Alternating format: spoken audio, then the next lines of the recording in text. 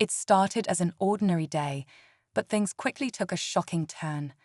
A black couple, just out for a quiet evening, suddenly found themselves pulled over by two aggressive officers.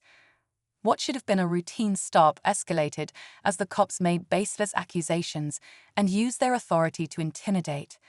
Tension hung heavy in the air as the couple remained calm, refusing to let fear take over. Little did the officers know, the husband had a secret that would change everything. When the situation reached a boiling point, the husband calmly pulled out an ID, not just any ID, but one that sent shockwaves through the officers. Turns out, he wasn't just any man. He was someone with the power to hold them accountable. What happens next is a twist you won't see coming. Stay tuned to see how justice takes an unexpected turn. The air was thick with tension as the officers stared at the ID in disbelief. They exchanged uneasy glances, their confidence visibly shaken. The husband, calm and composed, didn't say much. He didn't need to. His credentials spoke volumes. The wife, standing tall beside him, held her ground, her quiet strength radiating through the confrontation. The couple hadn't done anything wrong, yet they were treated like criminals from the start. The officer's aggressive behavior wasn't just uncalled for, it was deeply unsettling. The wife couldn't help but think about how often situations like this spiral out of control for people who look like them. But this time, things were different. The husband's position with the FBI wasn't just a title, it was a shield against the injustice unfolding before them. Still, the question lingered. Would these officers double down, or would the truth finally tip the scales? The moment of reckoning was near. The silence was deafening as the officers tried to regain their composure, their earlier bravado fading under the weight of what they'd just discovered. One of them, clearly uneasy, shifted his tone, trying to salvage the situation with awkward politeness. But the damage had already been done. The wife's eyes didn't miss a thing. Every nervous glance, every faltering word, all signs of their guilt. Meanwhile, a small crowd began to gather nearby, their curious faces illuminated by the red and blue lights. Whispers floated through the air as onlookers speculated about what was happening. Some had their phones out, recording every moment, knowing that accountability often starts with someone bearing witness. Inside the squad car, one officer muttered something under his breath, frustration creeping into his voice. They hadn't expected this, a high-profile target in the middle of their routine power play. But instead of backing down, the couple stood firm, forcing them to face a truth they couldn't ignore. The tension was suffocating, and it was clear this encounter was far from over. The atmosphere grew heavier with every passing second. One of the officers hesitated, his hand lingering over his radio as if deciding whether to escalate or retreat. The other officer, more defiant, tried to regain control. "Step away from the vehicle," he ordered sharply, his voice tinged with desperation. But the husband didn't flinch. Instead, he calmly reached into his pocket and pulled out his phone. "I think it's time we document this properly," he said, his voice steady but firm.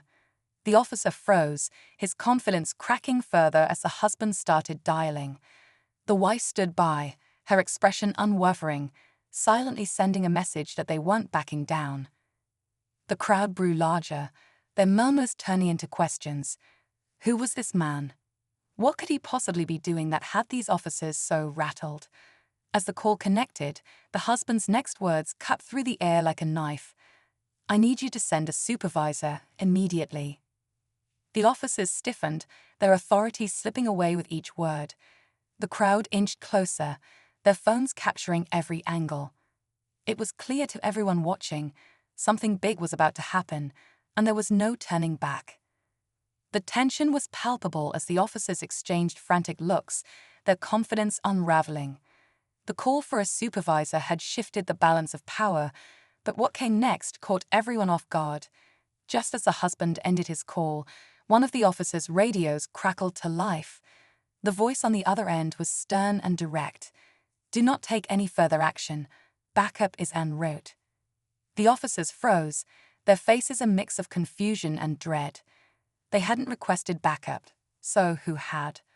The crowd grew restless, sensing something bigger was unfolding.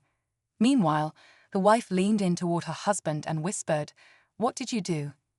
He gave her a reassuring glance but didn't answer, his calm demeanor unshaken. Moments later, unmarked cars arrived, their tinted windows hiding the identities of those inside. When the doors opened, a group of federal agents stepped out, their presence commanding immediate attention. The lead agent approached the scene, his sharp gaze sweeping over the officers and the couple. He didn't hesitate. "We've been monitoring this situation. It ends now." The officers stammered, attempting to explain themselves, but the agent held up a hand to silence them. The crowd, now buzzing with speculation, could feel the power dynamics shifting entirely. Whatever was happening, it was clear the truth was about to surface, and it wasn't going to end well for the ones who thought they were in control. The lead federal agent's commanding presence silenced the chaos, and all eyes were locked on him. The officers, once brimming with arrogance, now looked cornered and unsure. The agent turned to the husband, his tone calm but serious. "Thank you for your call. We've been investigating reports of misconduct in this area. It seems your encounter confirms what we've suspected." The crowd gasped as the agent gestured to one of his team members, who handed over a file. Inside were complaints, photos, and videos documenting a disturbing pattern of behavior from the two officers. The lead agent looked at them sternly. "You're both being relieved of duty effective immediately, pending further investigation." The officers tried to protest, but their words fell flat. Just as they were being escorted away, one of them blurted out, "Who even are you?" The husband, who had been quietly observing, finally spoke. "I'm someone who believes in accountability," he said, revealing his FBI badge once more. As the tension eased, the lead agent pulled the husband aside and said something only he could hear. The husband nodded, his face serious. As the federal team wrapped up, the couple walked away from the scene, hand in hand, surrounded by murmurs of awe and respect from the crowd. But as they got into their car, the wife turned to her husband with a sly smile. "There's more to this, isn't there?" He smirked, leaving the question unanswered, as they drove off into the night. The real story, it seemed, was only just beginning. As the couple drove away, the weight of what had just happened began to sink in. The wife, still curious about the agent's whispered words, looked at her husband. "You're not going to tell me, are you?" she asked playfully. He chuckled, his grip on the steering wheel firm but relaxed now. "Some things are better left unsaid," he replied, a hint of mystery in his tone. The tension that had gripped them earlier was now replaced by a quiet sense of victory. They had stood their ground, and justice, though still unfolding, had begun to take its course. The wife gazed out of the window, her thoughts racing.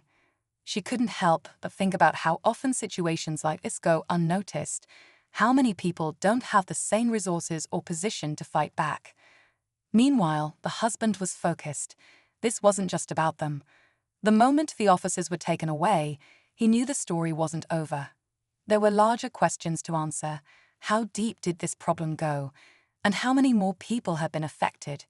He had already made up his mind to follow through, using his position to ensure this wasn't swept under the rug.